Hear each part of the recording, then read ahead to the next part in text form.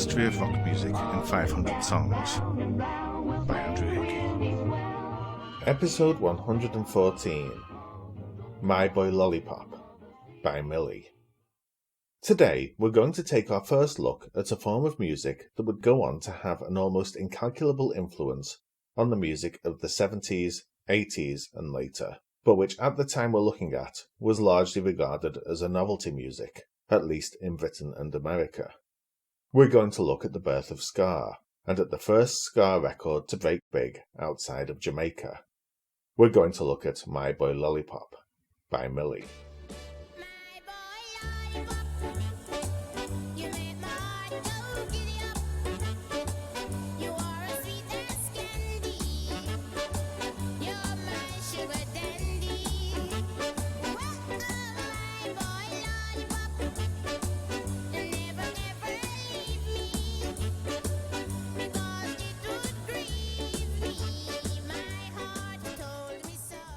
Most of the music we've looked at so far in the podcast has been from either America or Britain, and I'm afraid that that's going to remain largely the case.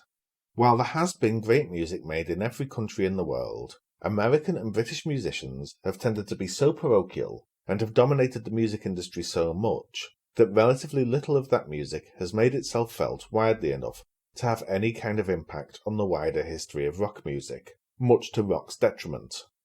But every so often, something from outside the British Isles or North America manages to penetrate even the closed ears of Anglo-American musicians, and today we're going to look at one of those records.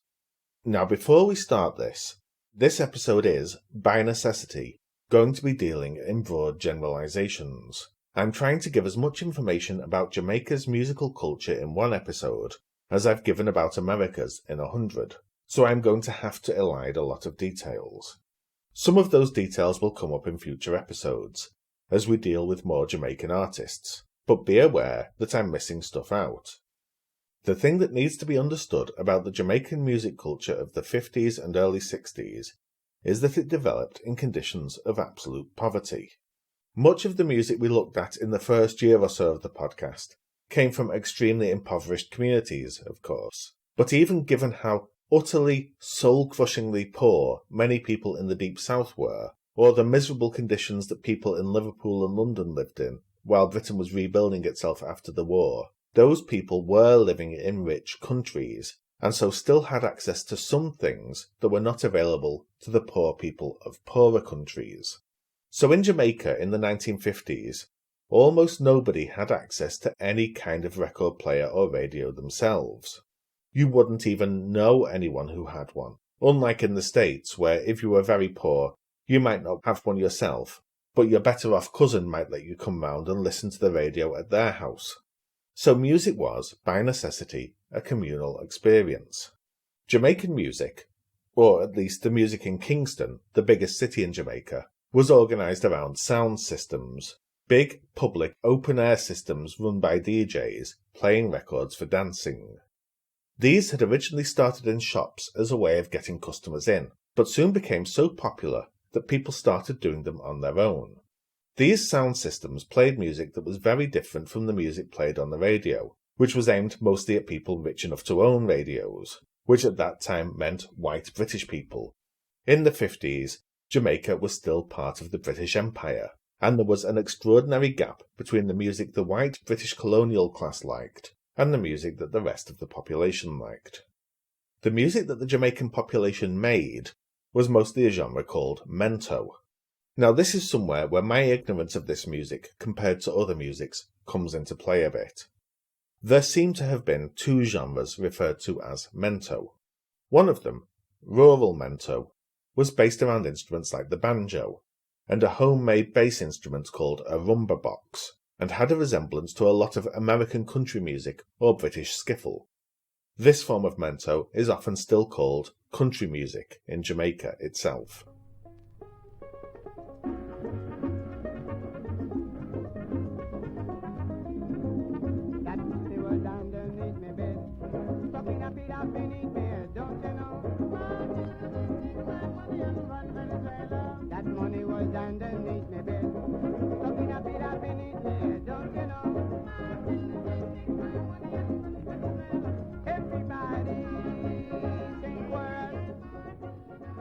There was another variant of mento, urban mento, which dropped the acoustic and homemade instruments and replaced them with the same sort of instruments that R&B or jazz bands used.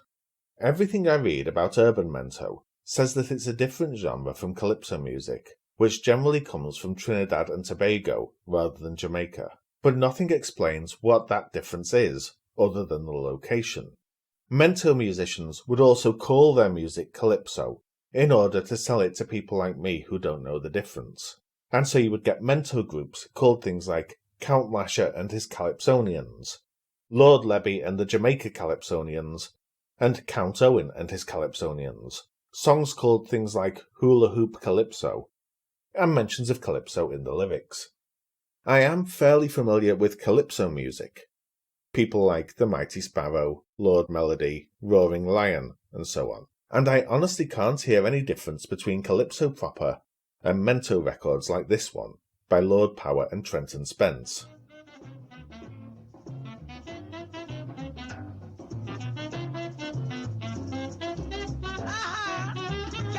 I'm related what happened one night. From a band I never see such a sight. Yes man, real temptation test when a sharp pretty woman start to undress. Yes boy, it was really a fact. One of them tempted stripteaser. Yes boy, it was really a fact. One of them tempted stripteaser. First she took off her blouse and skirt. But I'll defer to the experts in these genres and accept that there's a difference I'm not hearing. Mento was primarily a music for live performance, at least at first.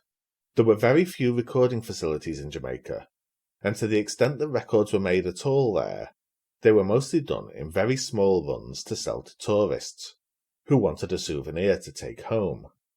The music that the first sound systems played would include some mento records, and they would also play a fair number of Latin-flavoured records, but the bulk of what they played was music for dancing, imported from America, made by black American musicians, many of them the same musicians we looked at in the early months of this podcast.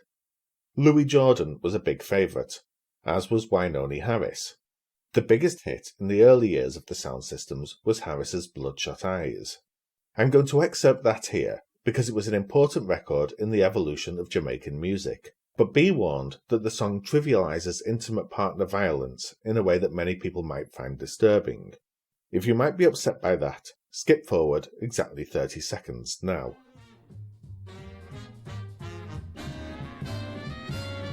Now just because you're pretty and you think you're mighty wise, you tell me that you love me, then you roll those big brown eyes. When I saw you last week, your eyes were turning black. Go find the guy that beat you up, ask him to take you back. Don't roll those bloodshot eyes at me. The other artists who get repeatedly named in the histories of the early sound systems, along with Jordan and Harris, are Fats Domino, Lloyd Price, Professor Longhair, a musician we've not talked about in the podcast, but who made New Orleans R&B music in the same style as Domino and Price, and for slow dancing, the Moonglows and Jesse Belvin. They would also play jazz. Dizzy Gillespie, Duke Ellington, and Sarah Vaughan were particular favourites. These records weren't widely available in Jamaica. Indeed, no records were really widely available. They found their way into Jamaica through merchant seamen, who would often be tasked by soundmen with getting hold of new and exciting records, and paid with rum or marijuana. The soundman was the term used for the DJs who ran these sound systems, and they were performers as much as they were people who played records. They would talk and get the crowds going, they would invent dance steps and perform them, and they would also use the few bits of technology they had to alter the sound, usually by adding bass or echo. Their reputation was built by finding the most obscure records, but ones which the crowds would love. Every soundman worth his salt had a collection of records that nobody else had. If you were playing the same records that someone else had, you were a loser. As soon as a soundman got hold of a record, he'd scratch out all the identifying copy on the label and replace it with a new title so that none of his rivals could get hold of their own copies. The rivalry between soundmen could be serious. It started out just as friendly competition, with each man trying to build a bigger and louder system and draw a bigger crowd. But when the former policeman turned gangster Duke Reid started up his Trojan sound system, intimidating rivals with guns soon became par for the course. Reid had actually started out in music as an R&B radio DJ, one of the few in Jamaica, presenting a show whose theme song, Tab Smith's My Mother's Eyes, would become permanently identified with Reid.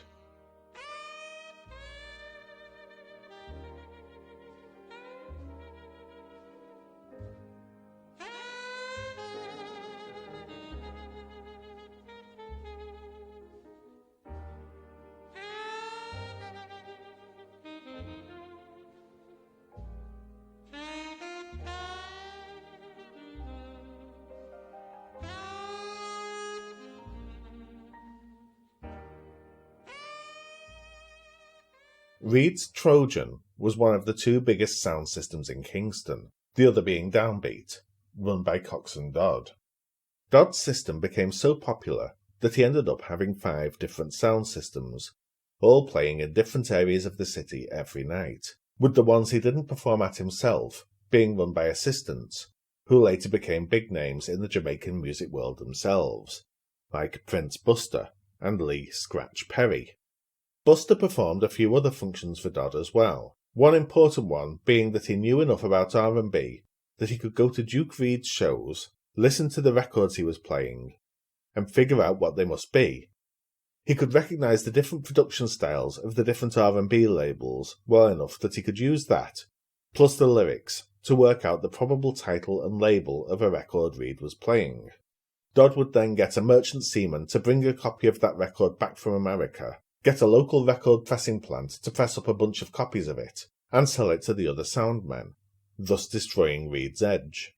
Eventually, Prince Buster left Dodd and set up his own rival sound system, at which point the rivalry became a 3-way one. Dodd knew about technology and had the most powerful sound system with the best amps.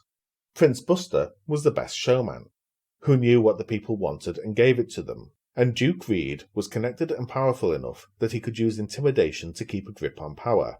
But he also had good enough musical instincts that his shows were genuinely popular in their own right. People started to see their favourite sound systems in the same way they see sports teams or political parties, as marks of identity that were worth getting into serious fights over. Supporters of one system would regularly attack supporters of another, and who your favourite sound system was really mattered. But there was a problem. While these systems were playing a handful of Mento records, they were mostly relying on American records, and this had 2 problems.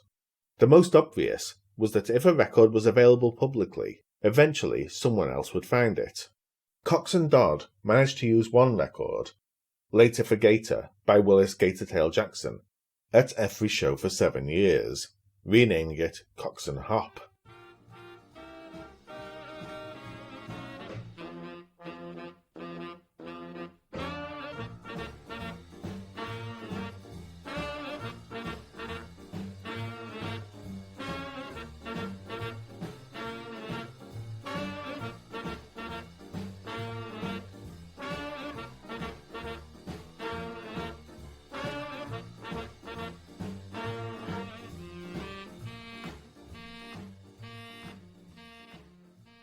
But eventually word got out that Duke Reid had tracked the song down and would play it at a dance. Dodd went along and was allowed in unmolested. Reid wanted Dodd to know he'd been beaten. Now, here I'm going to quote something Prince Buster said, and we hit a problem we're likely to hit again when it comes to Jamaica.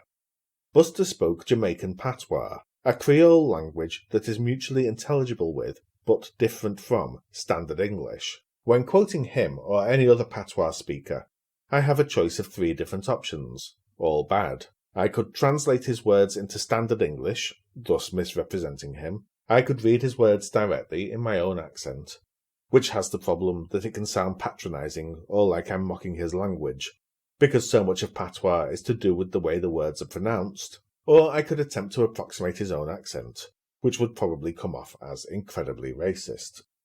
As the least bad option of the 3, I'm choosing the middle one here. I'm reading in my own accent, but I want people to be aware that this is not intended as mockery, and that I have at least given this some thought. So we wait. Then as the clock struck midnight, we hear bap bap badap badap da da dap, and we see a bunch of them down from the dance hall coming up with the green bush. I was at the counter with Coxsone. He have a glass in him hand. He drop it and just collapse, sliding down the bar. I had to brace him against the bar, then get Phantom to give me a hand. The psychological impact had knocked him out. Nobody never hit him.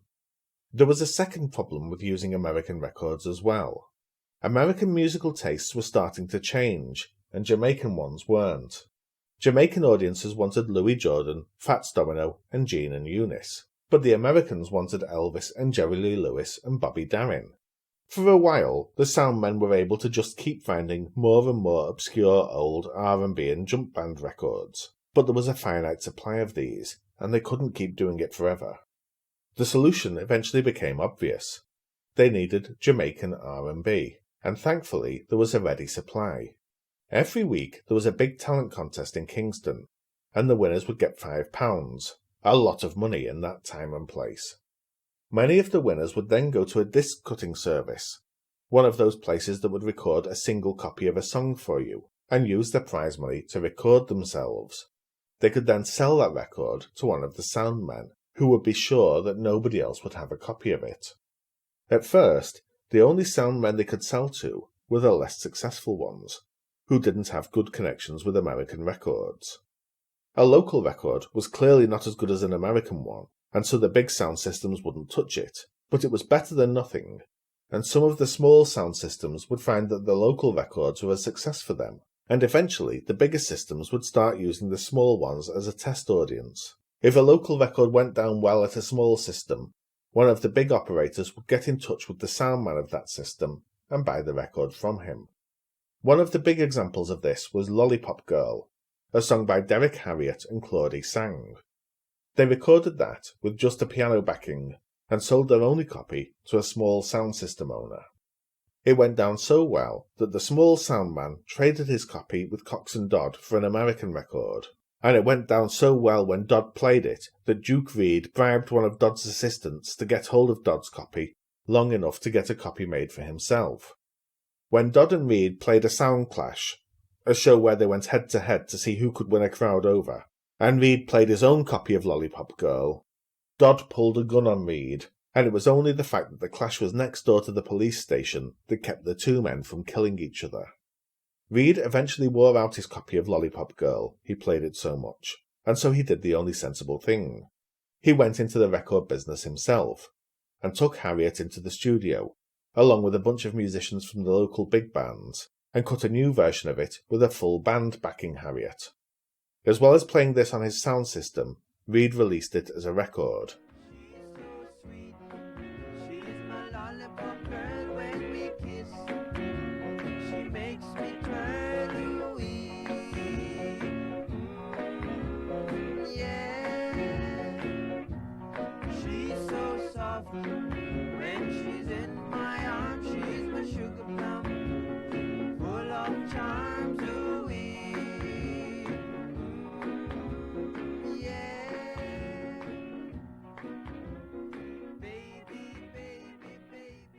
Reid didn't make many more records at this point, but both Cox and Dodd and Prince Buster started up their own labels, and started hiring local singers, plus people from a small pool of players who became the go-to session musicians for any record made in Jamaica at the time, like trombone player Rico Rodriguez and guitarist Ernest Ranglin.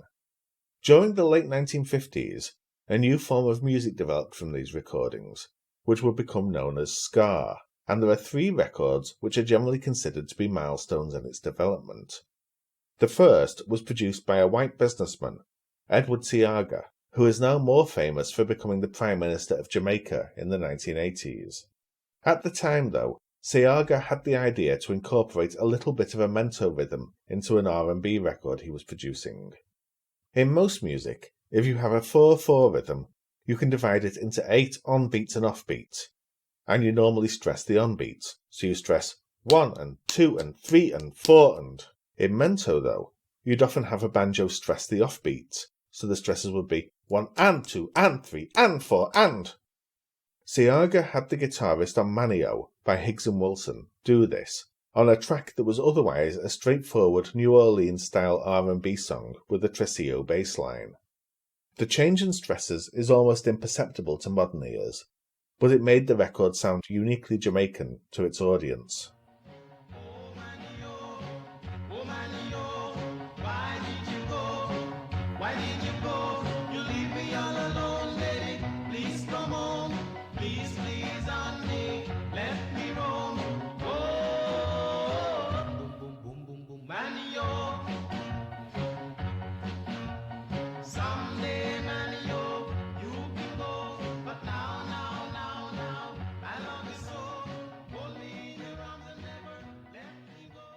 The next record in the sequence was produced by Dodd, and is generally considered the first real ska record. There are a few different stories about where the term ska came from, but one of the more believable is that it came from Dodd directing Ernest Ranglin, who was the arranger for the record, to stress the offbeat more, saying, "Play it, ska, ska, ska." Where Manio had been a Jamaican-sounding R&B record, Easy Snappin' is definitely a blues-influenced ska record.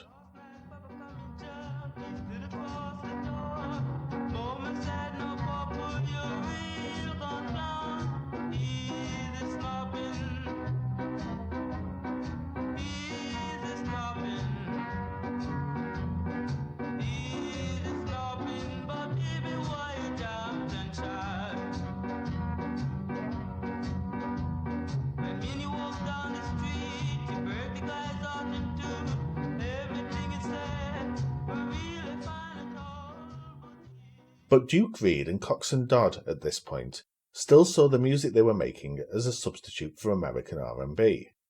Prince Buster, on the other hand, by this point was a full-fledged black nationalist and wanted to make a purely Jamaican music. Buster was, in particular, an adherent of the Rastafari religion, and he brought in 5 drummers from the Rasta Nyabinghi tradition, most notably Count Ozzy, who became the single most influential drummer in Jamaica, to record on the Folks Brothers single, "Oh Carolina," incorporating the rhythms of Rasta sacred music into Jamaican R&B for the first time.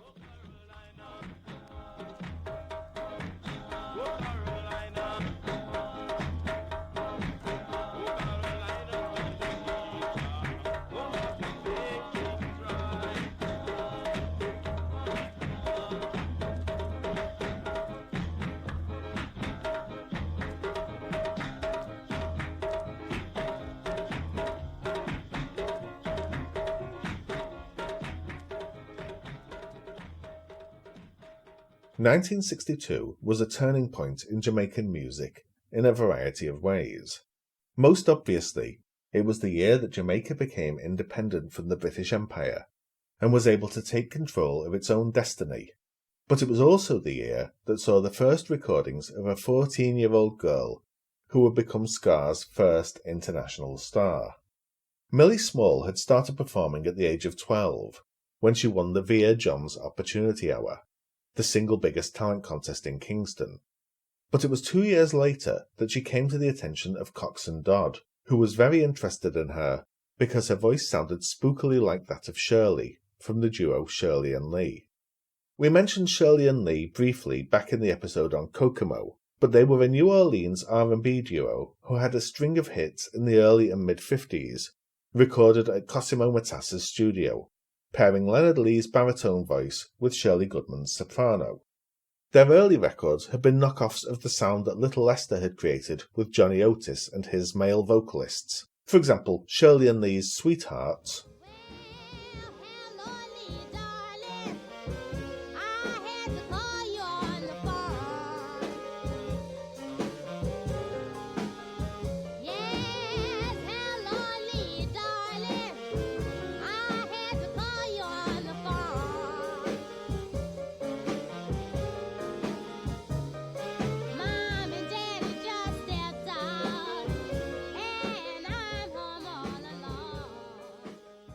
bears a very strong resemblance to double-crossing blues.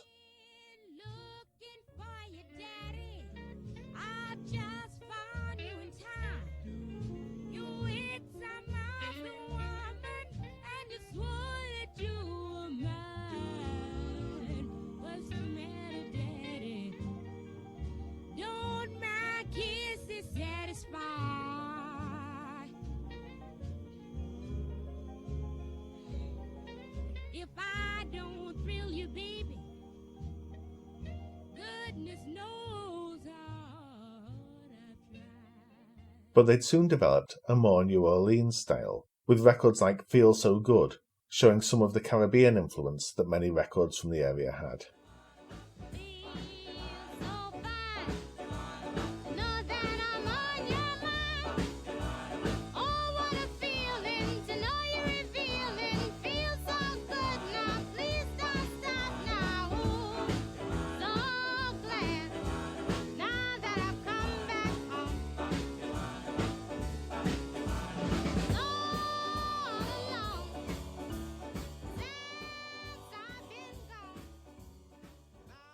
Shirley and Lee only had minor chart success in the US, but spawned a host of imitators, including Jean and Eunice and Mickey and Sylvia, both of whom we looked at in the early months of the podcast, and Ike and Tina Turner, who will be coming up later.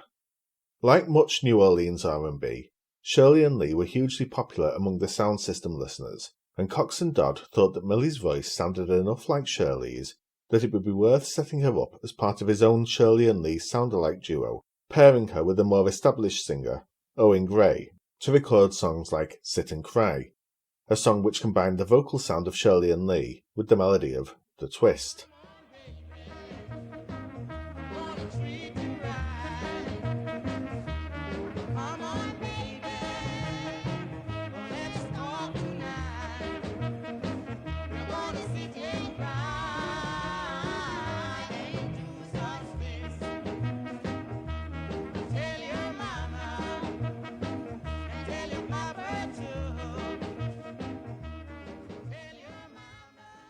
After Gray decided to continue performing on his own, Millie was instead teamed with another performer, Roy Panton, and We'll Meet by Roy and Millie went to number 1 in Jamaica.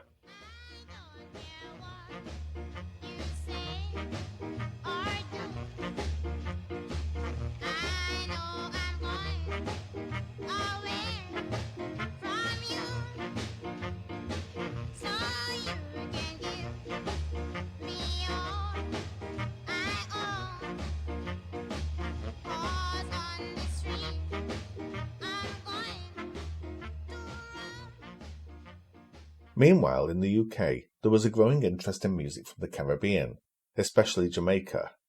Until very recently, Britain had been a very white country. There have always been black people in the UK, especially port towns, but there had been very few. As of 1950, there were only about 20,000 people of colour living in the UK, but starting in 1948, there had been a massive wave of immigration from other parts of what was then still the British Empire, as the government encouraged people to come here to help rebuild the country after the war. By 1961, there were nearly 200,000 black people in Britain, almost all of them from the Caribbean. Those people obviously wanted to hear the music of their own culture, and one man in particular was giving it to them. Chris Blackwell was a remarkably privileged man. His father had been one of the heirs to the Cross and Blackwell fortune, and young Chris had been educated at Harrow, but when not in school, he had spent much of his youth in Jamaica. His mother, Blanche, lived in Jamaica, where she was a muse to many men. Noel Coward based a character on her, in a play he wrote in 1956, but which was considered so scandalous that it wasn't performed in public until 2012. Blanche attended the premiere of that play when she was 99 years old. She had an affair with Errol Flynn, and was also Ian Fleming's mistress. Fleming would go to his Jamaican villa, Goldeneye, every year to write, leaving his wife at home, where she was having her own affairs, with the Labour MPs Hugh Gateskill and Roy Jenkins, and would hook up with Blanche while he was there. According to several sources, Fleming based the characters of Pussy Galore and Honey Child Rider on Blanche. After Fleming's death, his wife instructed the villa's manager that it could be rented to literally anyone except Blanche Blackwell, but in the mid-1970s it was bought by Bob Marley, who in turn sold it to Chris Blackwell. Chris Blackwell had developed a fascination with Rasta culture after having crashed his boat while sailing and being rescued by some Rasta fishermen, and he had decided that his goal was to promote Jamaican culture to the world. He'd started his own label, Island Records, in 1959, using his parents' money, and had soon produced a Jamaican number 1, Boogie in My Bones by Laurel Aitken.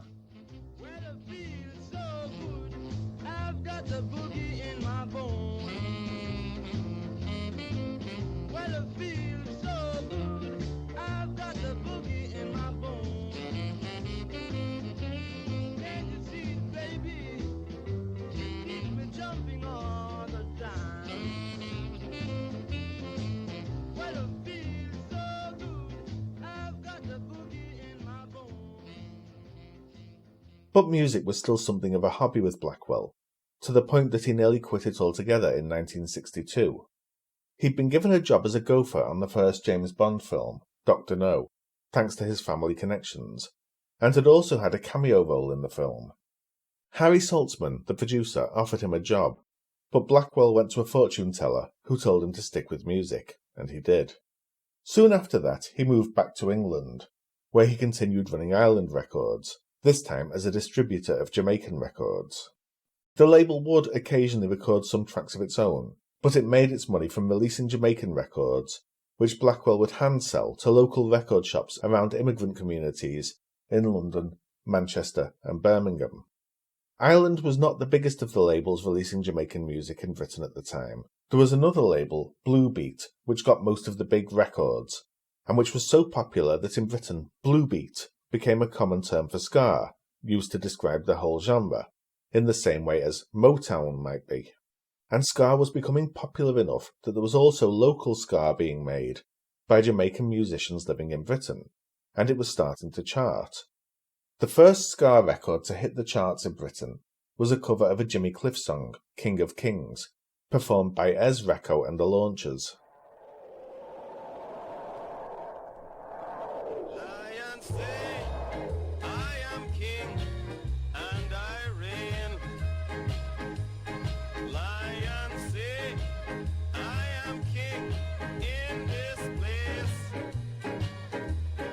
No more kings must be in this yard.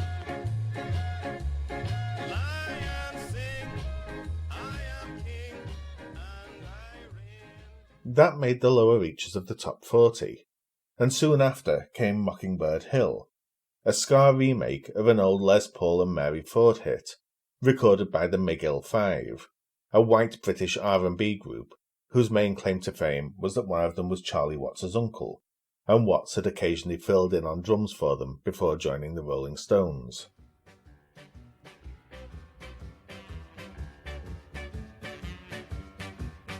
Tra-la-la, tra-la-la, twiddly-dee-dee, twiddly-dee-dee, tra-la-la, tra-la-la, twiddly-dee, twiddly-dee. To wake up in the morning to the mockingbird trill.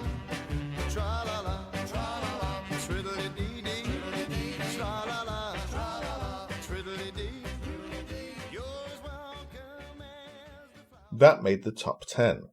Ska was becoming the in sound in Britain, to the point that in March 1964, the same month that Mockingbird Hill was released, the Beatles made a brief tour into ska, in the instrumental break to I Call Your Name.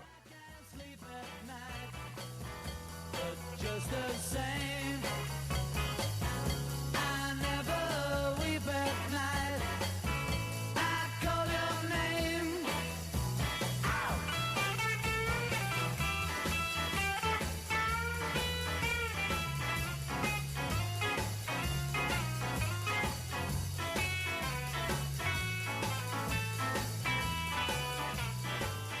Don't you know I can't take it?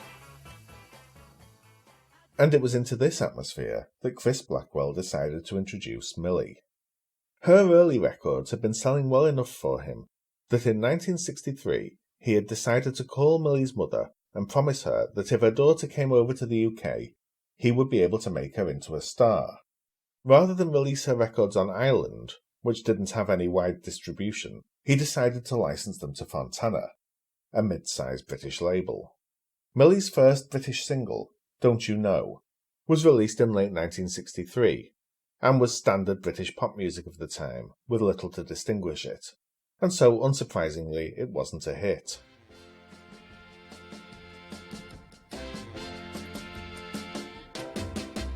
Now do you know I love you so? Baby, won't you come back home?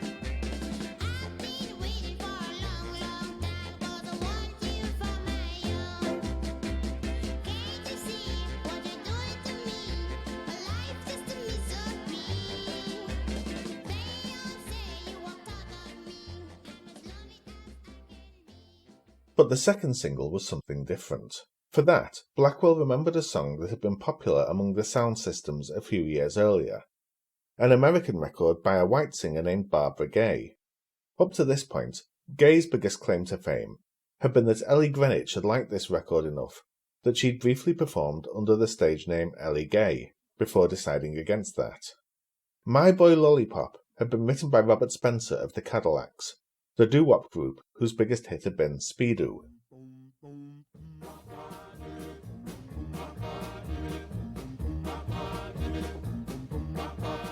Now they often call me Speedo, but my real name is Mister. Now they often call me Speedo, but my real name is Mister. No for me to brand new fellas and taking other folks' girls. Spencer had written My Boy Lollipop, but lost the rights to it in a card game, and then Morris Levy bought the rights from the winner for $100. Levy changed the songwriting credit to feature a mob acquaintance of his, Johnny Roberts, and then passed the song to Gaetano Vastola, another mobster, who had it recorded by Gaye, a teenage girl he managed, with the backing provided by the normal New York R&B session players like Big Al Sears and Panama Francis. You make my heart go tippity-up. You're as sweet as candy. You're my loving dandy. Oh, my boy lollipop. Never ever leave me, because it would grieve me. My heart told me so. I love you, I love you, I love you. That hadn't been a hit when it was released in 1956, but it had later been picked up by the Jamaican Soundmen, partly because of its resemblance to the ska style, and Blackwell had a tape recording of it. Blackwell got Ernest Ranglin, who had also worked on Dr. No and who had moved over to the UK at the same time as Blackwell, to come up with an arrangement, and Ranglin hired a local band to perform the instrumental backing. That band, Jimmy Powell and the Five Dimensions, had previously been known as the Moontrekkers, and had worked with Joe Meek, recording Night of the Vampire.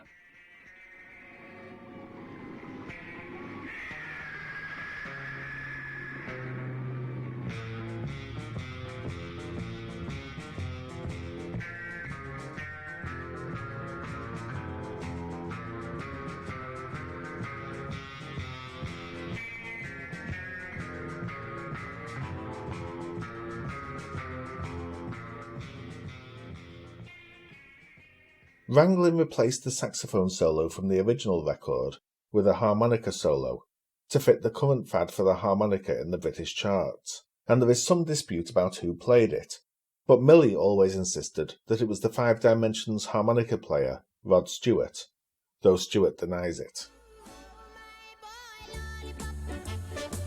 You make my heart go giddy up. You set the world on fire. You are my one desire. Oh, my lollipop.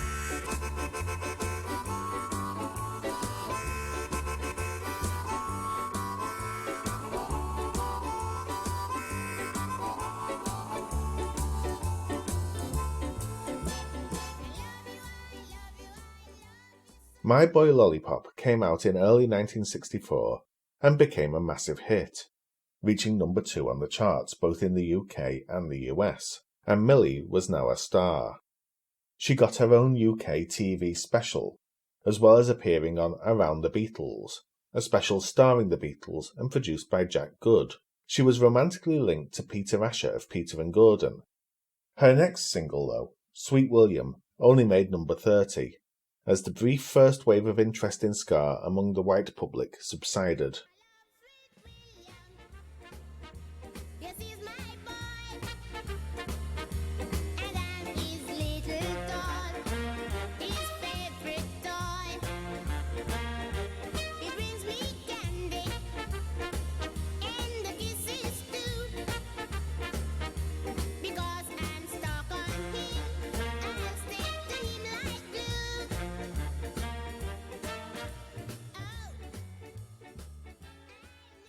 Over the next few years, there were many attempts made to get her back in the charts, but the last thing that came near was a remake of Bloodshot Eyes, without the intimate partner violence references, which made number 48 on the UK chart at the end of 1965.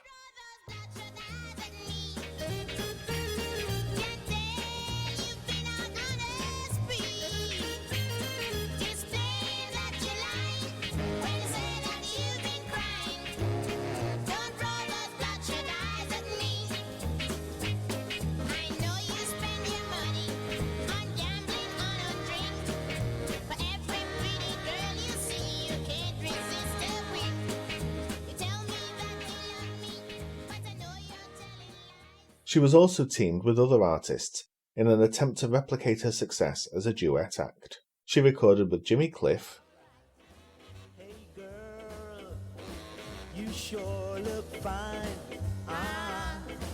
Hey boy, Yeah, you're kinda smart.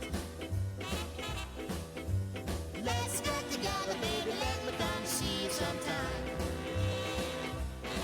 Hey girl, come on, let's dance. Hey boy, Yeah, I'll take that chance. and Jackie Edwards. forever, my darling. Our love will be true, always and forever. I love only you.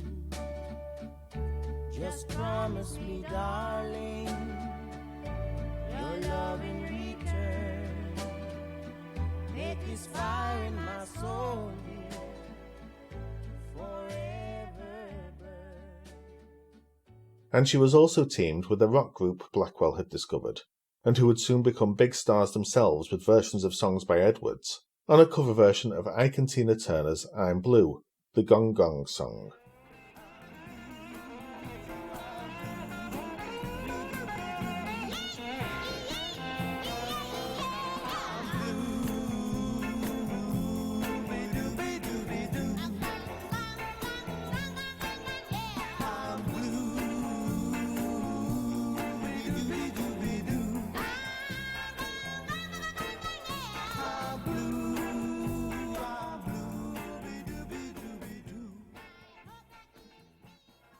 But the Spencer Davis Group didn't revive her fortunes, and she moved on to a succession of smaller labels, with her final recordings coming in the early 1970s, when she recorded the track Enoch Power, in response to the racism stirred up by the right-wing politician Enoch Powell.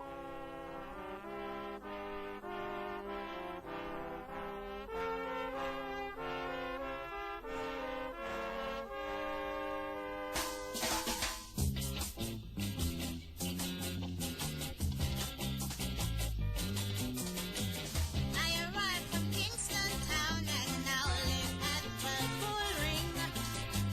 Got a girl to Wolverhampton, those my daughters do a thing. They work all week to keep the British. Millie spent much of the next few decades in poverty. There was talk of a comeback in the early 80s, after the British ska revival group Bad Manners had a top 10 hit with a gender-flipped remake of My Boy Lollipop.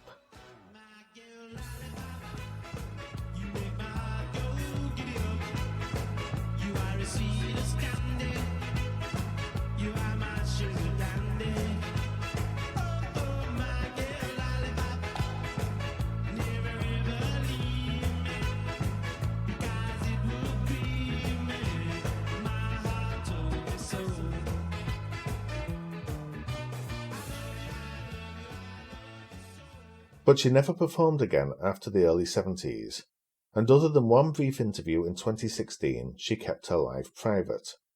She was given multiple honours by the people of Jamaica, including being made a Commander in the Order of Distinction, but never really got any financial benefit from her enormous chart success, or from being the first Jamaican artist to make an impact on Britain and America. She died last year, aged 72. A History of Rock Music in 500 Songs is brought to you by the generosity of my backers on Patreon. Each week, Patreon backers will get a 10-minute bonus podcast. This week's is on If You Wanna Be Happy by Jimmy Soul. visit patreon.com/AndrewHickey to sign up for as little as $1 a month. A book based on the first 50 episodes of the podcast, from Savoy Swingers to Clock Rockers, is now available. Search Andrew Hickey 500 Songs on your favourite online bookstore or visit the links in the show notes. This podcast is written and narrated by me, Andrew Hickey, and produced by me and Tilt Ariza. Visit 500songs.com, that's 500 the numbers songs.com, to read transcripts and liner notes and get links to hear the full versions of songs excerpted here. If you've enjoyed the show and feel it's worth reviewing, please do leave a review wherever you get your podcasts. But more importantly, tell just one person that you liked this podcast. Word of mouth, more than any other form of promotion, is how creative works get noticed and sustain themselves. Thank you very much for listening.